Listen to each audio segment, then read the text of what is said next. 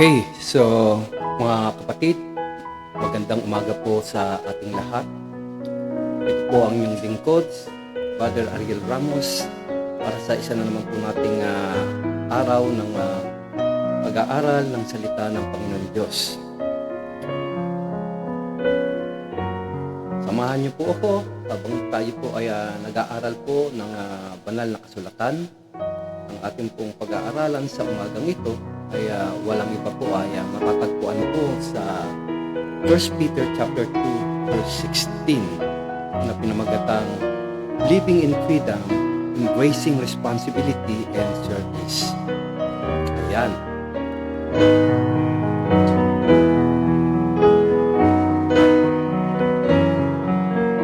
So, on 1 Peter chapter 2 verse 16, it says, live as people who are free, not using your freedom as a cover-up for evil, but living as servants of God.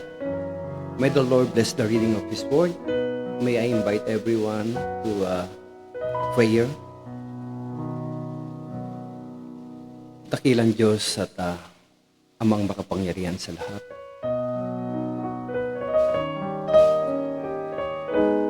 Sa umagang ito, Ama, ay dumudulog kami sa trono ng iyong kabanalan. Humihingi, Panginoon, ng kapatawaran sa lahat ng aming mga pagkukulang. Sa lahat ng mga kasalaning aming nagawa. Ito man ay lumabas sa aming mga labi, mga bagay na ginawa ng aming kamay, mga lugar na pinuntahan ng hinakbangan ng aming mga paa na hindi po nagbigay ng kapurihan, kadakilaan, pagpapala sa iyong pangalan. Mga bagay na nagdulot o nakapanakit sa damdamin ng aming kapwa. Tawa, Panginoon, ay patawarin mo kami. Gayon din sa mga bagay na laman ng aming puso, ng aming isip, na hindi po kaaya-aya sa iyong paningin, ay iyo pong palisin at linisin, Panginoon. Sa umagang ito, Ama, lumalapit kami sa iyo, dumadalangin na pagpalain mo kami sa pamamagitan ng iyong salita. Ihanda mo, Ama, ang aming mga puso. Ihanda mo rin ang aming isipan sa iyong pangangaral sa umagang ito. Nawa ang banal na Espiritu ang siyang patuloy na kumilos, Panginoon.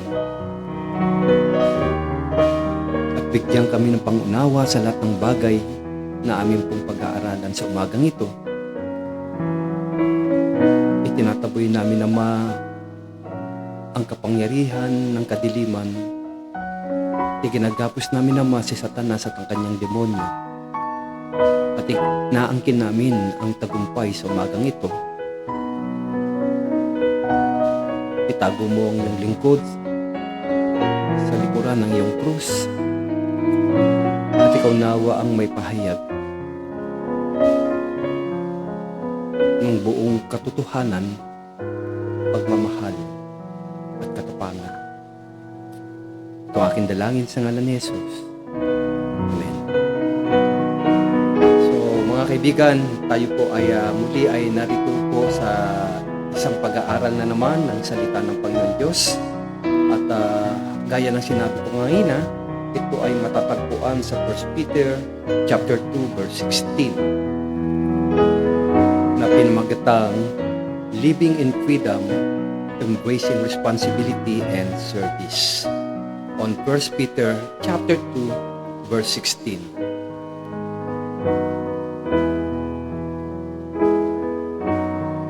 First Peter chapter 2 verse 16 says, live as people who are free, not using your freedom as a cover-up for evil, but living as a servant of God. May the Lord bless the reading of His Word. In 1 Peter chapter 2, verse 16,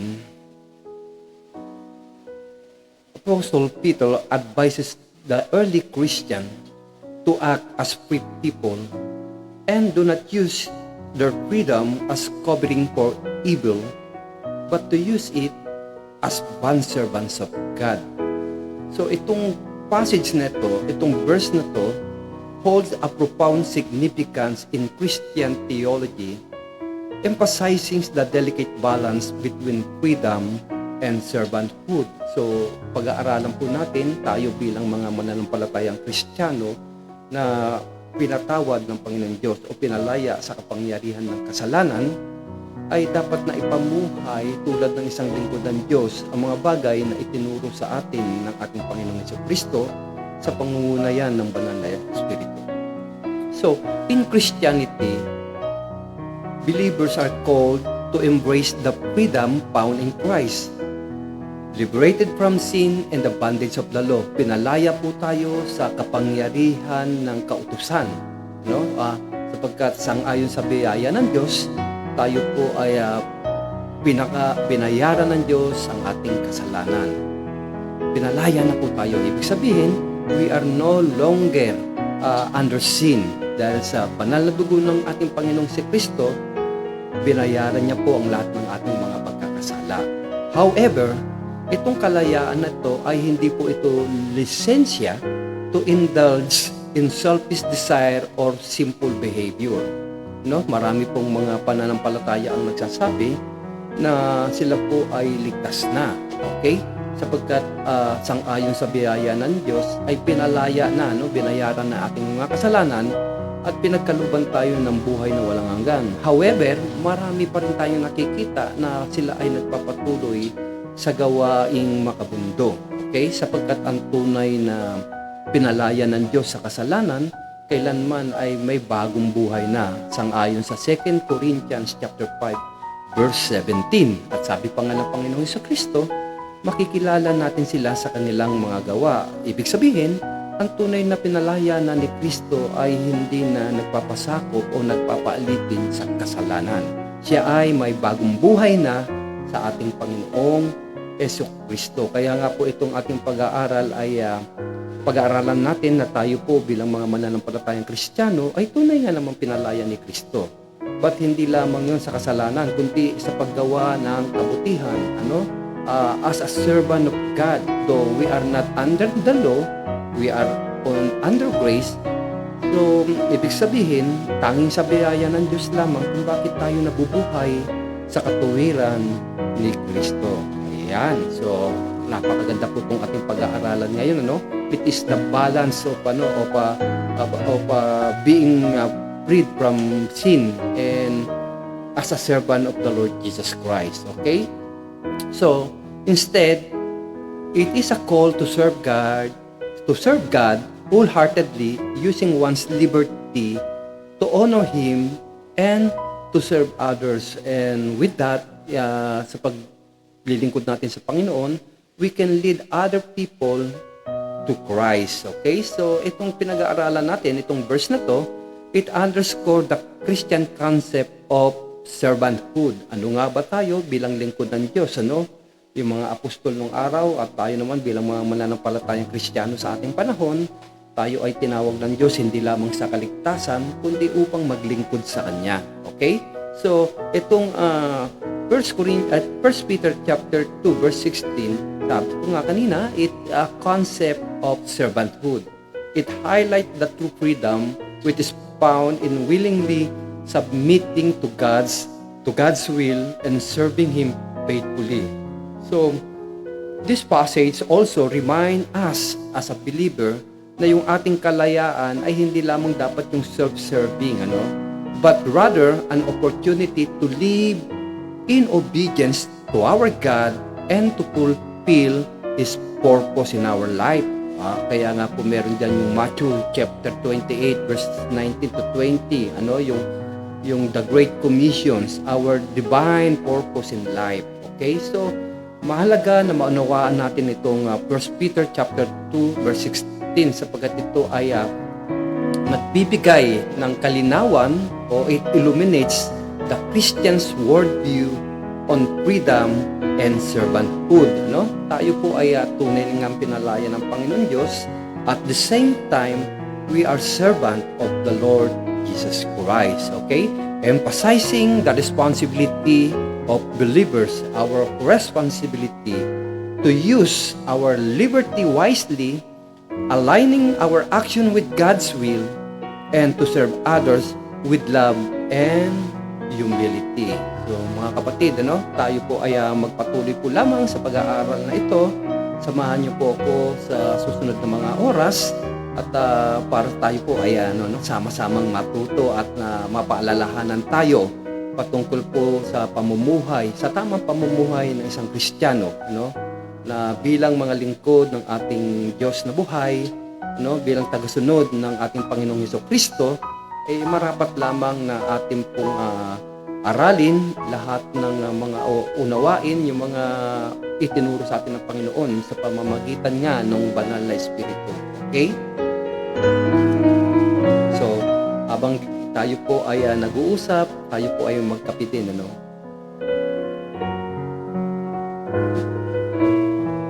Ayan, so live po tayo ngayon dito sa ating Facebook page. So, ayan, so kung meron po kayong mga katanungan mga kapatid, meron po kayong gustong ipag-pray, ay just leave a message, leave a message at atin pong ipag-pray yan, yung mga anuman mga kailangan ninyo at anuman yung mga katanungan ninyo, atin pong tutugunin yan. Okay, so once again, let's go back to 1 Peter chapter 2 verse 16. This verse addresses the delicate balance between freedom in Christ and the responsibility it entails. Also, it emphasizes that although believers are free, that we are free, this freedom should not be exploited as a pretext for engaging in malicious or sinful behavior. So, dapat po hindi na po tayo nagpapatuloy sa mga gawaing makabundo, yung mga malicious or sinful behavior. Minsan nga po, ang masama pa, pag-uwi natin ng bahay, bumabalik po tayo dun sa dati nating pagkatao. Pero pag tayo ay nasa simbahan, ay tayo po ay napakabanal. So, ang problema minsan tayo ay nagiging reliyoso instead na tayo ay maging spiritual. At bagamat ang banal na espiritu ay patuloy na nagpapaalala sa atin, kaya nga po habang tayo po ay nasa mundong ito ay patuloy po tayong mag-aral para hindi po tayo madaya ng ating kaaway. Okay? So, instead, Christians are called to use their liberty to serve God and others faithfully, aligning their action with His will. Okay? So, now, ano nga ba yung konsepto ng malaya na, ng pinalaya ni Kristo? Saan nga ba tayo pinalaya ni Kristo? First, una, we have been liberated from sin. Okay? So, bilang mga Kristiyano, yung ating pong kalayaan, it signifies liberation from the bondage of sin and from the law. Okay? So, ibig sabihin, tayo po ay pinalaya na sa pagkakaalipin ng kasalanan. Ibig sabihin, sin has no more power over us. Pero bakit patuloy pa rin tayong nakakagawa ng mga kasalanan kung tayo pala ay pinalaya na ni Kristo? Right? So, yan po ang magandang pag-usapan natin, Kaya nga po sabi dito, we have freed, it signifies liberations from the bondage of sin and the law. We as a Christians, we are no longer enslaved to our sinful nature but are empowered to live according to God's righteousness. Ang problema, sabi nga po nung aklat po ni James, sa sulat po ni James, ang tao po ay natutokso kapag siya ay nagpatianod sa kanyang laman. Subalit huwag nating sasabihin na pag tayo ay natukso, tayo ay tinukso ng Diyos. Sapagkat ang Diyos ang banal at kailanman po ay hindi niya tayo tutuksoin ng mga bagay na bawang makabundo. However, God allows things to happen for a reasons. Unang-una, that is test, yung test po sa atin. So, sa test po, meron pong tinatawag na trials at meron pong tinatawag na temptations, right? So, yung test po inaalaw ng Panginoon Diyos to strengthen our faith. Dahil sabi nga po sa 1 Peter chapter 1, kung mababasa po natin, tayo po, yung ating pong pananampalataya ay hinalintulad sa isang ginto na dumadaan sa apoy upang maging dalisay, upang in due time tayo po ay maging matured in our faith.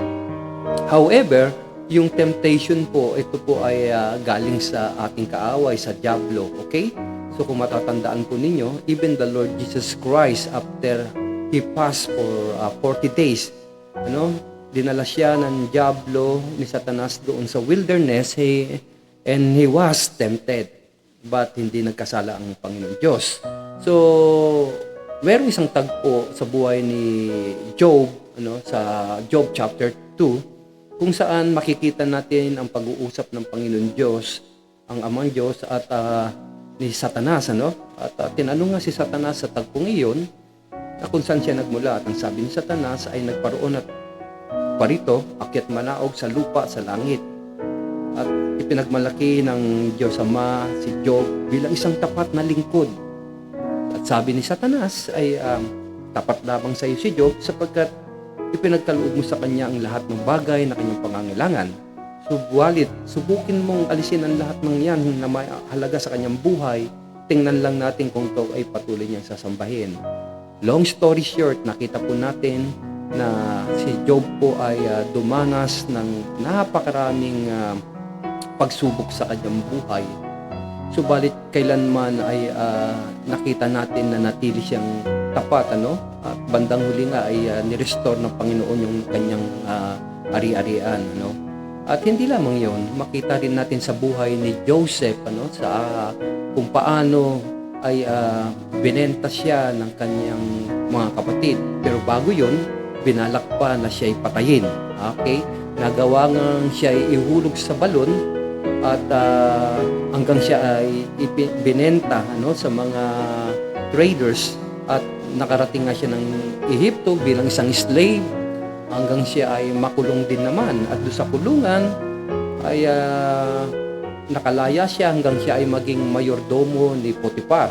At habang siya ay nasa tahanan ni Potiphar, yung kanya namang asawa ay tinukso si Joseph. Pero alam natin yung istorya, hindi natukso si Joseph, and sapagkat ayaw niyang magkasala kay Potiphar, higit sa lahat, ayaw niyang magkasala sa ating Diyos. Kaya siya ay tumakbo palayo kay doon sa asawa ni Potiphar, at siya nga ay kinulong sapagkat siya ay ninabla sa isang kasalanan na hindi naman niyang ginawa.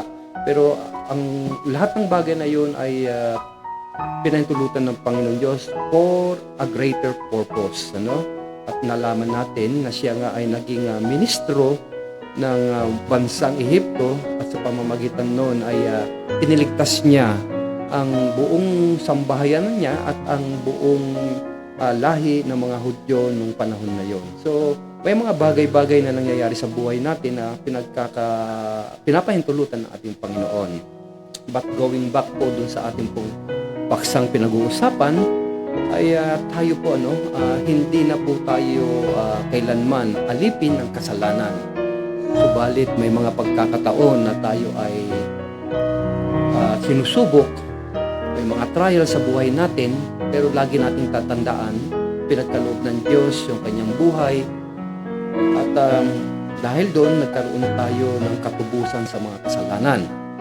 Anyway, sa ating pong pag-aaral ay makita po natin yung balance po ng pagiging yung ating freedom from sin at yung ating pong buhay bilang mananampalataya o bilang lingkod ng ating Panginoong Jesus. Pero ito po ay muli ay pinaalala na ang tao po ay nagkakasala pagkat siya po ay nagpapatianod sa kanyang sariling laman. At ang sabi ng James, ay iwaksin natin ang gawaing masama, and yung kasalanan ay lalayo sa ating tukso. Okay? So, once again, kape tayo.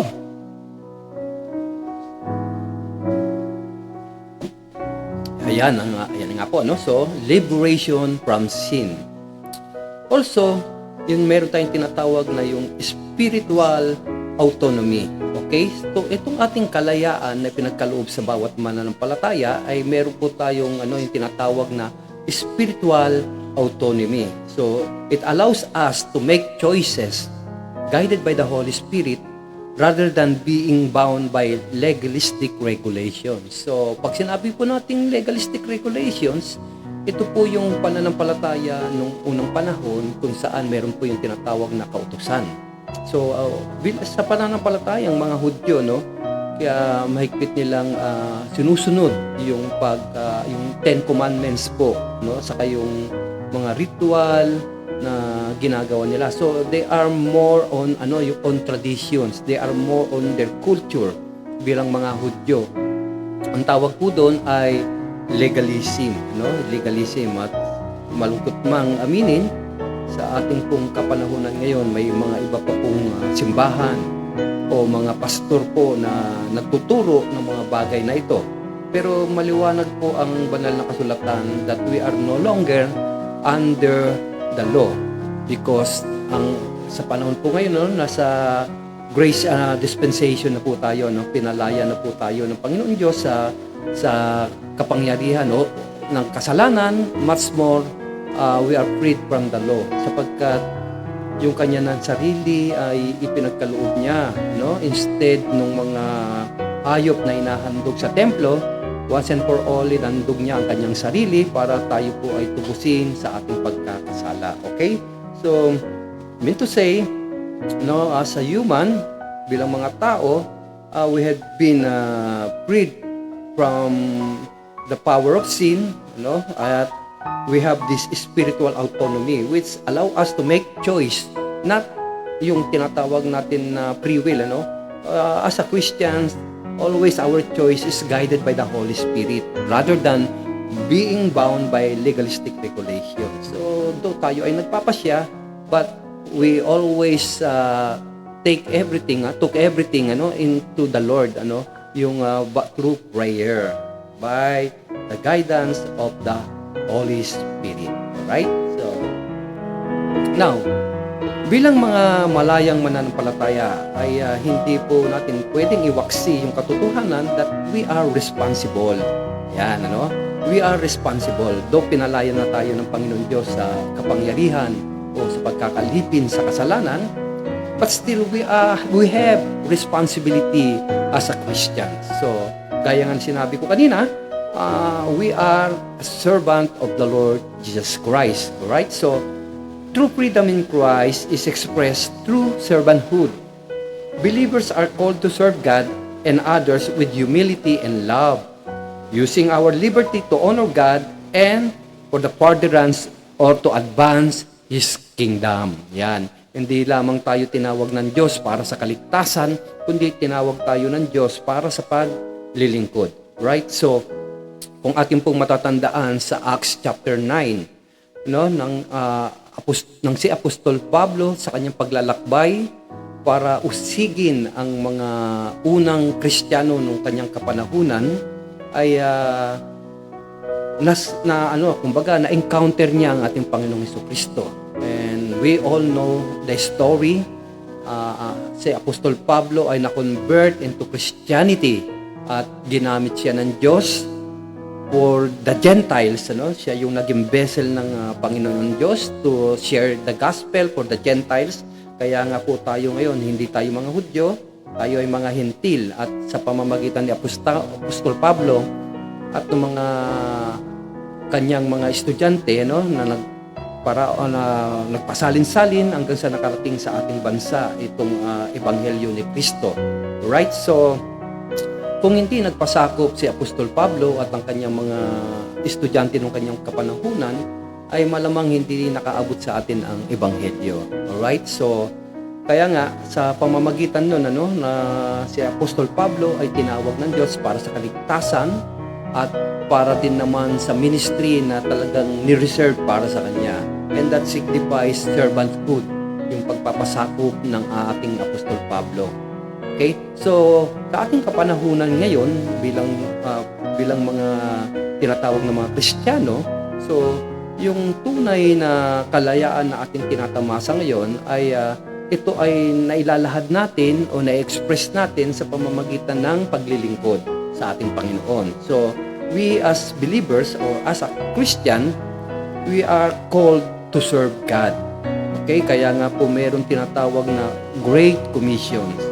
And that is to go, to teach people, to baptize them in the name of the Father, and of the Son, and of the Holy Spirit. And teaching them to serve lahat ng tinuro ni Kristo, no? So, using our liberty to honor God and to advance His kingdom, for the furtherance of the ministry of the Lord Jesus Christ. Okay? Hanggang sa siya ay muling bumalik. Okay? So, we as a Christian, that is our number one responsibility. Yung as a servant of the Lord Jesus Christ. Not only that, we are accountable. Okay? We are servant of God and also we are accountable. So, with freedoms comes accountability, no? So, yung ating kalayaan may kaakibat yan na accountability. Okay? So, as a Christian, we are accountable to God. We are accountable on every actions that we do. Okay? Tayo po ay tinatawag na steward ng ating Panginoong Kristo, no? So, yung ating pong kalayaan ay dapat pong gamitin natin sa tamang kaparaanan.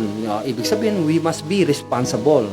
Okay? Avoiding yung mga actions that which is contradict to our identity as Christian. Ang hirap nga po minsan po, yung mga Kristiyano pa ay pinagmumulan minsan ng kaguluhan, ng chismis. Okay? Andun pa rin po, no? Nakakalungkot mang isipin, pero may mga mangilan-ngilan po tayong kapatiran na ganyan. At kaya po tayo ay nagpapatuloy sa pangangaral para po mapaalalahanan tayo sa mga bagay na dapat nating ikilos, gawin sa ating pananalita bilang mga Kristiyano. And we are held accountable for everything na ginagawa natin. Right? So, now, we are servant, yung ating pong responsibility as a servant of God. Nalaman din po natin that we are accountable on everything that we do. Now, ano po yung magiging kung danger nito, kung ma-misuse natin yung ating freedom, maabuso natin yung ating kalayaan? Ano po yung danger nito? Okay? So, sabi dun kanina, cloak of maliciousness. Diba? Ibig sabihin, misusing freedom as a cloak of maliciousness refers to using yung ating kalayaan as a disguise to justify yung ating sinful behavior. Ibig sabihin, yung pagiging self-serving natin, yung pagiging pakitang tao natin minsan, na nagiging mabuti tayo sa harap ng ibang tao, but deep inside, we are, yung tinatawag na poker face lamang natin, ginagawa natin itong cover, o alibay, yung ating kalayaan sa kasalanan to commit malicious things. Dahil sabi nga natin, bayad na yung kasalanan natin. Kaya nga po minsan may mga pananampalataya po dyan, na kumbaga para bang dahil sabi nila, once saved, always saved. And that is true. Niligtas ka na ng Panginoong Kristo, di ba? Kaya ligtas ka. Sabi pa ng Panginoong Kristo, therefore no condemnation to them that love God, to them who believe. So, from death, you have been passed to eternal life. Totoo po yan. Pero sabi po ng Panginoong Kristo, let's work out our salvation. And that is through the power of the Holy Spirit. Questionable ang ating pong kaligtasan kung tayo po ay nagpapatuloy sa ating kasalanan. Baka hindi po natin totoong na-encounter ang Panginoong Kristo, kaya wala pong pagbabago sa ating buhay.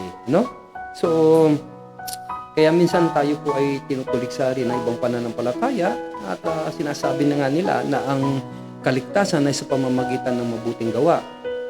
Though, as a Christians, yung paggawa po ng mabuti, it is a manifestations po ng bagong buhay. Hindi po yan kaligtasan. Kumbaga, ito ay bunga ng ating kaligtasan.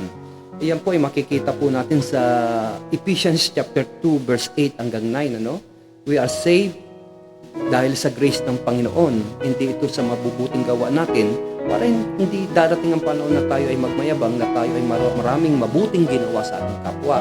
Sapagkat anumang kabutihan ng ating gawin, sabi po ng aklat ng Romans, hindi po ito nakakaabot sa kalwalhatian ng ating Panginoon Diyos.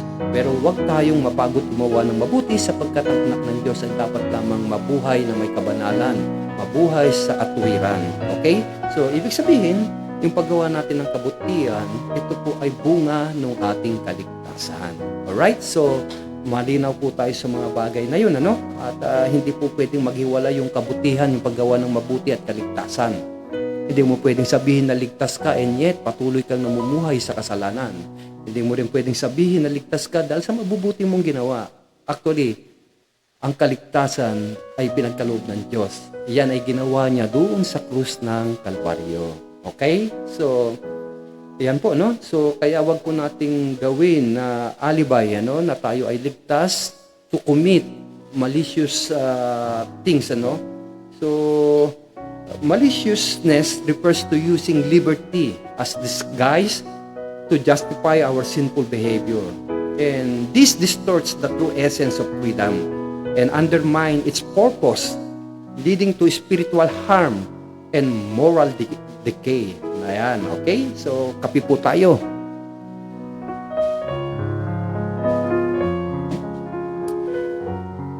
So, moving on, nalaman po natin yung ating kahulugan po ng kalayaan natin sa pagkaalipin sa kasalanan. Pinalaya tayo ng Panginoong Jesucristo. Yung kanyang banal na dugo serve as atonement or a propitiation, for our sin. Okay, so with that, tayo po ay merong responsibility, as a servant of God, and we are held accountable. At wag nating gamitin o yung ating kalayaan to cover our sin by doing some malicious things, all right? So now, paano nga ba natin ipamumuhay itong kalayaan na to? Ano ba ang applications nito sa ating buhay bilang mga Kristiyano? So number one, let us reflect on personal freedom na pinag-uusapan natin. Okay? Let's take time to reflect on our personal freedom na tangan-tangan natin hanggang sa mga pagkakataong ito. And paano natin ginagamit ito sa ating buhay. Okay? Now, may mga bagay-bagay tayong ginagawa sa ating buhay, mga choices. So, balikan natin. Let's reflect yung ating bang choices. It is aligned ba sa kalooban ng Panginoon Diyos? Naka-align ba tayo? Yung sa kanyang prinsipyo? Yung ating kalayaan ba ay ginagamit natin sang-ayon sa kalooban ng Panginoon Diyos? Ginagamit ba natin ito responsibly? Mga kapatid, kayo po lamang ang nakakaalam niyan. So, para po sa applications nito, first, let us reflect kung paano po natin ginagamit, i-utilize ito sa ating buhay. Okay? Isa nga dyan na dapat natin tingnan ay kung ito ba ay naka-align sa mga prinsipyo na itinuro ng ating Panginoon Diyos. At kung yung ating kalayaan ba ay ginagamit natin ito ng responsibly. Okay? So, mag-reflect tayo, then let's have a self-examination. Okay? So, self-examinations, we engage ourselves in examinations to ensure that our freedom is not being misused for malicious purposes. Re-reflect tayo, examine natin yung ating sarili, evaluate natin yung ating motives, yung ating action, seeking to identify yung mga areas sa ating buhay na maaring mag-lead sa atin toward a sinful behavior. Okay? So, sabi nga ng Panginoon Diyos, yung ikaw ay tumingin lamang sa isang babae na may pagnanasa, ay nakakasala ka na. It's not necessarily na you do that actually. Pero the mere fact na may pagnanasa nga, through your imaginations, you are coveting yung yung desire, nagkakanlong ka na ng desire sa iyong puso. So, importante po iyon, So, not only that, let's emphasize serving God wholeheartedly. So, we have to recognize na yung paglilingkod sa Panginoong Diyos ng buong puso ay mas, kumbaga, instead na mag-indulge tayo sa mga bagay na hindi kalooban ng Panginoon Diyos o kinamumuhian ng Diyos, let's indulge in the things that edify the church, that export one another, no, na kung saan ay naglo-glorify natin ang Panginoon. And that is by serving God wholeheartedly. Paano ba yon? To be involved on any church activities. Ano? Baka naman ikaw ay pagpasok mo lamang ng simbahan, wala kang ginawa kundi hanapin ang mga mali, no, sa katabi mo. Nagiging critics ka na, ano, instead na ikaw po ay magsilbi sa Panginoon Diyos, ang tinitingnan mo yung mga katabi mo diyan, nakipagkwentuhan ka doon sa iyong mga kumare, kumpare, kababata, classmate, kaibigan, ano, at sa iyong crush sa church. Nawawala na yung attention mo sa Panginoon. That's why we have to redirect our focus towards living a life of obedience and service to God. Gamitin natin yung ating kalayaan as an opportunity to glorify our God, to glorify the Lord Jesus Christ, and to bless others. To edify one another, to export one another. So, for the edification, for exhortation. Okay? So, yan po mga kapatid, at ating pong tinalakay po yung freedom, freedom which is living in freedom, which is embracing responsibility and service. Hindi po tayo pinalaya lamang ng tinawag ng Panginoon Diyos para lamang maligtas, but to serve Him. And as a servant of God, we have a responsibility. And with that, we are held liable sa lahat po ng ating ginagawa. Okay? So, paano natin i-apply ito sa ating buhay? First, we have to reflect on everything na ginagawa natin. We have to evaluate ourselves kung ito ba ang ginagawa natin ay naka-align ba sa kalooban ng Panginoon Diyos. Not only that, of course, ang pinakamagaling at mabuti ay yung tayo ay maging active, to get involved sa church natin, activity. Okay, so there we have it. So itong 1 Peter chapter 2 verse 16 natin pong napag-aaralan, that it highlights po the delicate balance between freedom and responsibility sa buhay ng bawat mananampalataya. So bilang mga Kristiyano, tayo po ay tinawag ng Panginoon Diyos para sa kaligtasan, and we have to reflect on our personal freedom granted to us sa pamamagitan ni Kristo. Kaya na sinabi ko, by examining how we utilize our freedom in our lives. So ito po ay very crucial to ensure that our freedom is not misused sa mga malicious na kapamaraanan, but rather employed in service in the service of God and in the service of others. So we are prompted to engage in self-examination, to evaluate ourselves, our choices. Ito ba ay naka-align sa prinsipyo ng ating Panginoon Diyos, at whether our motives are pure. So, yun po, yung ating choice, yung ating motives, and embracing our freedom in Christ should lead us sa paglilingkod ng may buong katapatan at ng buong puso. Okay? So, avoiding indulgence in sinful behavior. So, brother and sister, mga kapatid. So, let us commit ourselves to living as servants of God, using our liberty bilang isang opportunity to glorify our God and to advance His kingdom.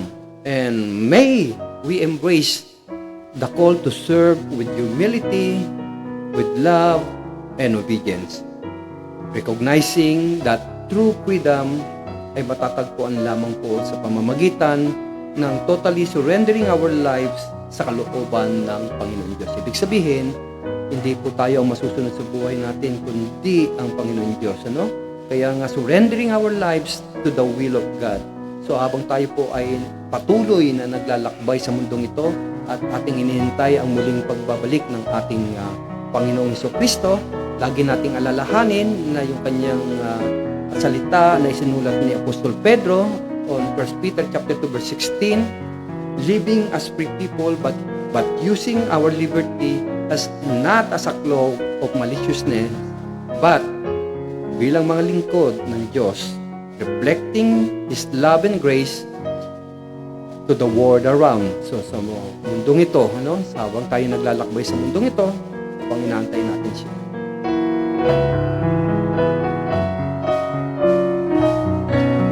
Yan nga po mga kapatid, maraming salamat po sa inyo. Tayo po ay magtatapos muli sa isang panalangin. So, inimbitahan ko po ang bawat isa na tayo po ay manalangin. Okay? So, dakilang Diyos, as we humbly stand before you, Lord, nagpapasalamat kami na muli ay pinaalalahanan mo kami, Panginoon, na Lord, hindi mo lamang kami niligtas o niligtas mo kami, Panginoon, for a greater purpose, Lord. And that is to serve you, the Lord of Lords, the Host of Hosts, the King of Kings. Ama, patawarin mo kami sa aming mga kapalaluan. Tulungan mo po kami, Panginoon, na i-align yung aming choice, yung aming mga decisions making sa buhay through the guidance of the Holy Spirit, Panginoon. Tulungan mo po kami na yung kaligtasan na ipinagkaloob mo sa amin ay gamitin namin, Panginoon, toward other people na maramdaman nila, Panginoon, kung paano mo kami binago sa pamamagitan ng iyong pag-ibig, Panginoon. Ama, maraming salamat sa iyo. Pagpalain mo ang lahat ng iglesia, lahat ng mga pastors, ministers, Panginoon, sa pagpapahayag ng iyong salita. At nawa sa pamamagitan ng programang ito, Panginoon, ay marami pang maabot na kaluluwa na hindi pa nakakakilala sa iyo.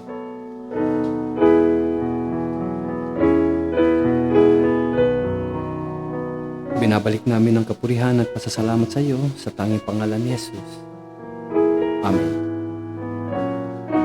Kung ikaw po ay bago sa programang ito, ay nais mong maranasan po yung pagliligtas ng ating Panginoon Diyos.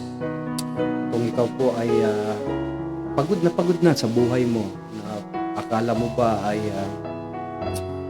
parang ikaw ay pinagsakluban ng langit at lupa, naghahanap ka ng kapahingahan, ng pagmamahal. Kaibigan, yan po ay matatagpuan mo lamang sa piling ng ating Panginoon Jesucristo. At ikaw ay kanyang inaanyayahan, na magtiwala ka lamang sa kanya. Isuko mo lahat ng iyong mga suliranin, lahat ng iyong alalahanin, ano man yan, ito may karamdaman, ikaw ay may pinagdadaanan ngayon, emosyonal, o ikaw ay naghahanap ng trabaho, ikaw ay may problema sa iyong relasyon sa iyong asawa, sa iyong pamilya. O kung ikaw man ay estudyante, may problema ka sa iyong pag-aaral. Kung ikaw ay naghahanap ng trabaho, kung ikaw ay may negosyo na lulugi, niloko ka ng minamahal mo, bukas ang kamay ng ating Panginoon Jesucristo at ang kanyang paanyaya. Siya ay nakatayo sa pintuan ng iyong puso, kumakatok. At kung iyong pagbubuksan, ay kasama mo ang Diyos sa iyong hapag. Kung ang sagot mo ay oo, samahan mo ako, gagabayan kita sa panalangin ang pagtanggap sa ating Panginoong Jesucristo bilang tagapagligtas. Sabayan mo ako sa panalangin. Dakilang Diyos,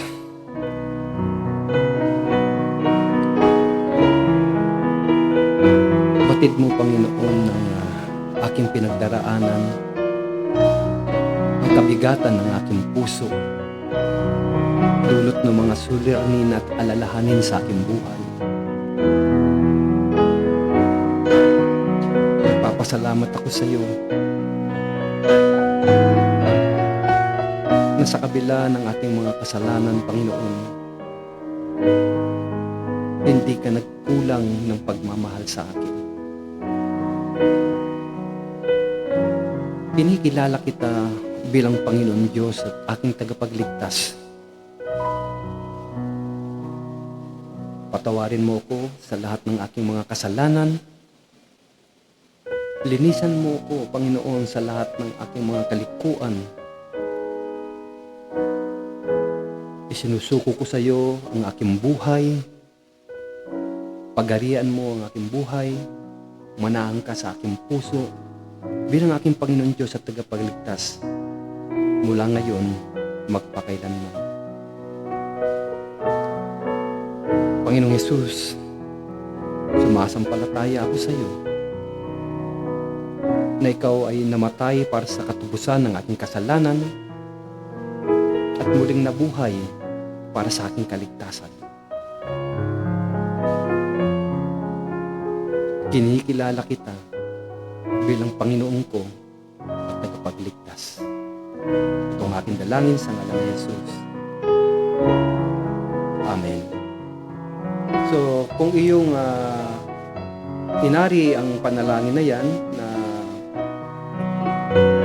kinikilala ang ating Panginoong Jesus bilang tagapagligtas, na siya ay namatay para sa katubusan ng kasalanan ng sanlibutan, at tinanggap mo siya bilang Panginoon ng iyong buhay, yung kanyang pangako, sabi niya, ngayon din ipagsasama kita sa paraiso.